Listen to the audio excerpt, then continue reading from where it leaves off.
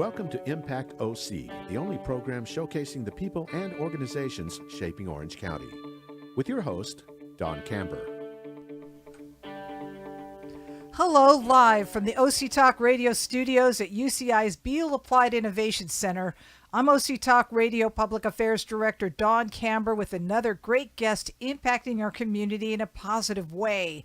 Today, I welcome Municipal Water District of Orange County Board President Yoo Schneider. She's a registered professional engineer and represents Division 7 on the board. The Municipal Water District of Orange County's mission is to provide reliable, high-quality supplies from the Metropolitan Water District of Southern California and other sources to meet the present and future needs for all of Orange County. Thank you, Megan, for being on Impact OC. Thank you so much, Dawn. It's my pleasure to be here. Megan, please explain how MoDOC serves just over 3 million Orange County residents through 27 retail water agencies. So we are one of the 3 largest metropolitan member agencies. Metropolitan is the Metropolitan Water District of Southern California, and they are the wholesaler that imports water from the State Water Project as well as the Colorado River. And so as a member agency, we are the regional planner for Orange County. We also manage and administer a lot of Metropolitan's programs, including the very popular rebate programs that many of our homeowners and residents and businesses here in Orange County are able to take advantage of to create more water use efficient lifestyles and practices here. And then we also work on legislative advocacy to ensure that we are able to continue to provide safe, reliable, and cost-effective water supplies for Orange County. We also have a robust school education program. So many of us, including myself, grew up with Ricky the Rambunctious Raindrop, and that mascot's been around since 1974, so he's been around for a long time, and many of us grew up learning about water, where our water comes from, and where our water goes from Ricky the Rambunctious Raindrop. And then we also have, in addition to our water use efficiency programs, we have our a number of different efforts to help coordinate and also facilitate collaboration amongst our member agencies who are the retail suppliers, including the cities and special districts that you'll see. Well, how do you coordinate with the districts? So it's complicated and it takes a lot of deliberate and intentional effort. And so we are constantly learning and growing in terms of our ability to coordinate with our member agencies. And so we have many different forums, including our board workshop meetings where we work regularly with our member agencies and invite our metropolitan representatives. So we have 4 representatives from MoDOC that represent us at MET. And so we have open workshops where we collaborate with our elected officials and member agencies there. We also host work groups and managers meetings with our member agencies to ensure that information is disseminated, feedback is collected, and then we've also taken it a step further. And so recently we underwent a facilitated discussion process where we really spent some time digging in and listening to the different challenges and different perspectives of our member agencies. Because like you know, with any family, right, when you have over 27 different members, they all have different priorities and needs and different aspects where we can help facilitate some support for them. And so it's very important for us to spend that time to listen to the challenges of our smaller member agencies who may only serve a few hundred connections, all the way to our largest member agencies that may serve several 100,000 connections. What are some of the challenges they face? So some of our larger agencies have a lot more of their own programs, right? Like they may have their own education programs and advocacy programs, but oftentimes there are opportunities for us to support them in terms of legislative advocacy or, as I mentioned, our water use efficiency program, and some of our staff are known as thought leaders in the state. And so we also engage in research programs to look at different ways to help pioneer the progression in our water use efficiency efforts throughout the state. And we actually also develop a lot of empirical data to support our positions so that when future water policy mandates are explored, we're able to provide the information and the empirical data to support why we may suggest a different route or a different alternative approach than what policymakers at the state are considering. With all the rain that we've had, where are we with the drought? So that's a really good question. And I think we first want to tackle, what does drought mean? Because as you've probably seen in the media, the Department of Water Resources has been criticized, let's say, about their perspective on drought. And it's important to recognize that when we think of drought, we think no rain, no water. But when we're talking about drought, we're also looking at system and supply reliability through a longer term forecast. And I think one of the challenges that we're currently living through is clearly the climate environment is a lot more extreme than we've seen in more recent years. And so when we look at some of our water supply challenges, there are 20 years in the making in terms of decreased rainfall, decreased precipitation, and then we also have to look at the timing of our weather patterns. So 30% of California's water supply is actually stored in our snowpack. And so when the snow melt happens sooner in the year, it causes a challenge for us because right now we're all enjoying lots of rain and we're enjoying epic snow seasons, right? But when do we need that water most is in the summertime. So July, August, September, October, when we're enduring those long heat spells and no precipitation, that's when everyone turns on their irrigation to water their lawns. And that's where most of our outdoor water use comes into play. And then that's when we're looking at, making sure that because we're taking care of that outdoor water use, we have higher peak demands. And so all of a sudden we're drawing upon all those reservoirs, but if that snowpack melts too quickly, we aren't able to access as much of that water. And so we really have to start to look at all of those little changes. The changes in the winter seasons, the changes in our ability to store that water, and also the changes in our growing community's needs and our water supply that we're looking to bring in. And so when we talk about drought, it becomes a much more complicated matter because we have the Colorado River and we have our reservoirs that are at historic lows. And then we also have the State Water Project where a lot of that water is often historically stored in our snowpack. And we're experiencing this great snowfall this year, but we're also anxiously watching to see how long does that snowpack stay as snow? Because if it starts to melt too soon, then we don't have that same robustness of that water supply as we might have in historical years. And so managing all of that kind of defines what drought means. And I think maybe that's where we can do a better job of having those more nuanced conversations about what does drought mean, what does water supply reliability mean, what does system supply reliability mean, and what does that mean for us as residents of Southern California and as residents of Orange County. So how should we treat what's going on?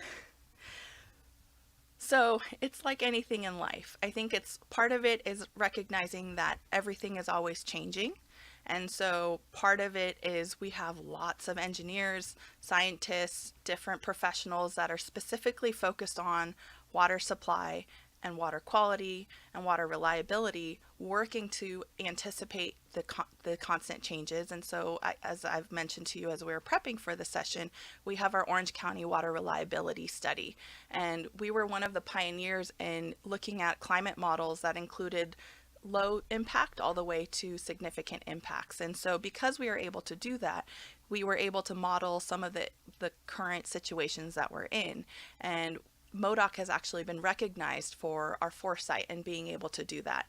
And so we have, I think one of the things as a resident is to rest assured and have trust in the water districts that are serving you, that we are all diligently working to strive to make sure that we are constantly looking at what are the extended forecasts for supply and system reliability, and what are the constant changing factors, and how can we shift our policies and how can we shift our practices to ensure that we can continue to enjoy the high level of system and supply reliability that we've been able to enjoy over the years. The other piece is also recognizing where individuals have an opportunity to help make a difference. And while each individual difference may seem small and minuscule, there's a Korean proverb that I grew up with. It's called tikul mo taesan. And essentially it roughly translates to even dust accumulates to become a mountain. And we've seen this over the years through all of our advancements in our plumbing code and in our appliances. Because our appliances have become so much more water efficient, our indoor water use has decreased significantly. And even though our population has increased since the 90s, our indoor water use has actually decreased because we've all been able to implement many little changes that have led to significant water savings. And I think the opportunity here is not drastic changes outdoors, but even just being a little bit more vigilant about leaks, being a little bit more vigilant about replacing sprinkler nozzles when they're not efficient, or making sure that we're not watering when it's raining, or making sure that we're adjusting our irrigation schedules so that we're not creating runoff and overflow into the ocean. Because oftentimes people think, oh, I'm going to water my lawn for 15 minutes. And if you try watering your lawn for 15 minutes, the soil can only soak in a few minutes of spray, and then the rest of it becomes runoff. And so adopting practices like cycle and soak, or breaking out your watering cycle so that you're spreading it out, throughout the evening, and making sure you're not watering during the day. Those are all simple changes that we can make that will have significant impact if we all do it. And there's so many tools out there to help us, whether it's, smart timers, or, just using more efficient spray nozzles, or converting some of our sprinkler systems to drip irrigation based on the plant type that we have. So the options are endless. It just takes a little bit of effort. And I think with collective effort, we can make a difference. 50% of water used throughout Orange County comes from imported supplies. Explain where the rest of the water comes from. Yeah, so we're a large county, and part of our county has access to the Orange County groundwater basin. So that's our northern part of our county, and the boundary of that north part of that basin ends around Irvine. And so that is one of the world's largest and most robust aquifers, where they can store water for hundreds of years because it's a bowl-shaped aquifer. And so the water districts and cities that lie on top of that bowl-shaped aquifer are able to have access to local water supplies. I will say, though, even that groundwater basin is recharged with imported water supplies. So while they do rely on rainfall from local rainfall, and the Prado wetlands create percolation basins that allow for that groundwater basin to be recharged, they do rely on recycled water from the groundwater replenishment system, and then also imported water to help replenish that groundwater basin. So as people are pumping from their wells like straws, the Orange County Water District is actively managing that groundwater basin to ensure that they're replenishing just as much as they're pumping out. So that's where a lot of the North County water districts have their local supplies. We also have some local wells spread out throughout the county. So even in South County, we have our San Juan Basin, and so there are water districts and cities that are able to pump from those wells.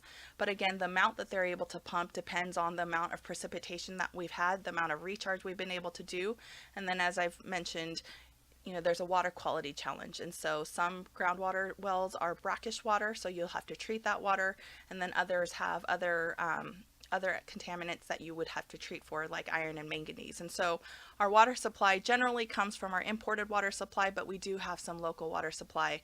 And then, as mentioned, we're always constantly looking for ways to increase our recycled water.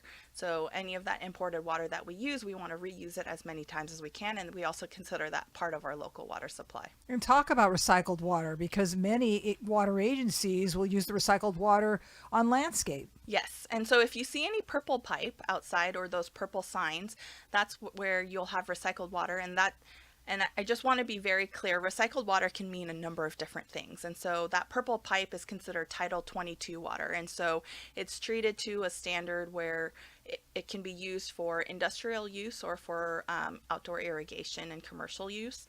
And so it's clean, it's safe, it's free of any bacteria, but it's not treated to a standard where we'd want to consider it potable water for drinking. So you can touch it, your dogs can run through it, you can run through it, but essentially that water is there for irrigation. And that was done as an innovative measure because it's a little bit more cost effective to recycle water for outdoor irrigation and not treat it all the way to drinking water standards if you're not going to use it to drink. And so those are investments that a lot of districts made starting in the 60s, 70s.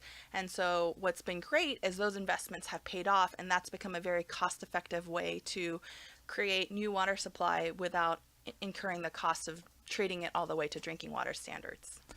Delta Conveyance Project, formerly known as the California Water Fix. Please explain. How much time do we have? So, funny story. Early on in my career as an engineer in the water world, it was actually my job to create the process flow diagrams for the different options for back then what we called our Bay Delta conveyance. And so essentially we knew that the State Water Project was getting towards the end of its useful life. It was often viewed as a temporary project. And looking at what we now call the California Water Fix or our Delta Conveyance Plan, we knew that there were a number of different options we needed to look at. And as engineers, we wanted to look at reliability, because if you have just one system, if it's down for maintenance, you have no other alternatives. And so actually back in the 2009-10 period, we were looking at 5, because then you can have some systems down for repair and maintenance, and you can have, reliability of choosing your options. By the time the project progressed, it went down to 3. And then by the time, the agencies were able to vote on whether or not they should move forward with the project, it went down to 2. But this is where water supply and system reliability planning gets fun, because you throw politics into the mix, and then it became a debate of 2 versus 1. And I often like to use the analogy of cars. It's great to have one car, but if you have 2 cars, then if one's down, then you have an alternative that you can rely on when that one car is down. And I think we want to definitely look at the broader picture, because we know from history and from current operations that the amount of water that comes through these systems is based on policies, not based on the system capacity itself. And so I think it comes back to building that trust and understanding that these systems, when engineers start designing it, we think about it from that pragmatic perspective of reliability, and how much flow comes through those tunnels really depends on the policies that are set, not how much throughput you can put through those tunnels. And so my hope is that future generations, as we continue to debate and consider the merits and the benefits of some of these investments into infrastructure that we need to maintain our communities' access to clean water and safe and affordable drinking water, is not to get lost in the politics and the perceptions of some of these projects, but really to focus on what is in the best interest of our community and our public health and our environment, and recognizing that if we all work together, we can address reliability issues while also ensuring that we're making the best decisions for future generations. Well, right now, is there one tunnel that gets water all the way from Colorado to South Orange County? So the State Water Project is an open channel system. And so there are segments where it's just one open channel, and a lot of water does get lost to evaporation. And with the current intake system, there are a lot of limitations from a pumping standpoint, as well as from, a flow standpoint. And so sometimes excessive pumping can lead to reverse flows, which actually creates a saltiness into the water, which isn't a good thing for any of us. And so part of what the Bay Delta, or the California Water Fix, or the Delta Conveyance Plan looked at was changing the location of the intake so that we can address some of these environmental challenges. But what if something happens and the water doesn't flow to South Orange County? What would we do? So we have some short-term solutions, but long-term, it would be devastating for us in terms of looking at our long-term system and supply reliability. And so that is one of the reasons why the Municipal Water District of Orange County has spent significant time and effort ensuring that we're working towards some sort of fix and some sort of resolution, because these are investments that we're making now for benefits 30, 40, 50 years into the future. And while the impacts may not be felt today, we will definitely feel the impacts decades into the future if we don't make those investments today. And that, I think, addresses some of the challenges with water. Is oftentimes when we're talking about situations, we're thinking very conservatively for a long term, because it takes a long time to approve these projects, build these projects. And so some of the crisis we may not feel immediately, but we're seeing where it's heading and ensuring that we're making the right decisions and the right investments so that we don't enter into a crisis situation. How should people view water? Well, I think everyone should view water as something that we all need to survive. I also see it as, the source of life, because we have life on planet Earth because we have water. And so it's a natural resource that we should value, that we should cherish, which means we should also respect how we use it. It's never a good idea to be wasteful with water, whether it's from a moral perspective or simply from an economic perspective, right? And then from an environmental perspective, it's important to recognize that all living forms on this planet need water, and so we need to be good stewards of how we use it. And then that helps us keep it affordable, that helps us maintain public health, and that also makes sure that we're thinking about all the impacts, because if we're wasteful, that means we're limiting availability for somebody else or something else. And so the more we're conscious of how we use our water, and the more we recognize that each of us has a personal relationship to water and can make an impact in how our local water supplies are available to everyone, is important. So back to that whole, everyone has a role to play in our water use efficiency efforts, and that everyone can have an impact, even if it may seem small. Thank you, Municipal Water District of Orange County Board President Megan Yoo Schneider, for being on Impact OC. And I thank everyone for tuning in. I'm OC Talk Radio Public Affairs Director Dawn Camber. Have an impactful day. You've been listening to Impact OC, the only program showcasing the people and organizations shaping our community. Right here on Orange County's only community radio station, OC Talk Radio.